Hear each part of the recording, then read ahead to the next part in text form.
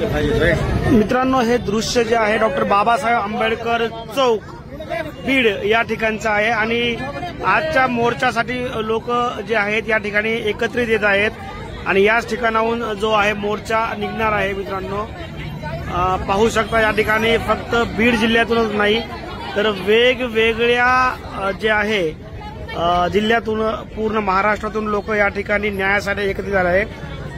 सरपंच संतोष देशमुख यांना न्याय मिळाला पाहिजे.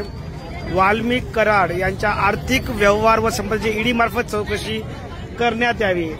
संतोष देशमुख यांच्या हत्येमागे वाल्मिक कराडला हत्येच्या गुन्ह्यात आरोपी फाशी देण्यात यावी.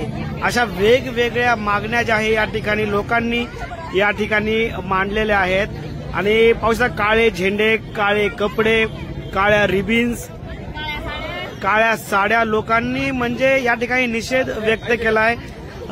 दुसरा महाराष्ट्रात जे संतोष देशमुख सोबत झालं ते महाराष्ट्रात कधीच कोणासोबत होऊ नये पुन्हा, यासाठी हा मोर्चा आहे. आणि संतोष देशमुखाच्या कुटुंबाला किंवा त्यांचं कुटुंब नाही, ते आता आपलं कुटुंब आहे, न्याय मिळण्यासाठी हा मोर्चा आहे आणि सर्व लोक रस्त्यावर उतरले आहेत.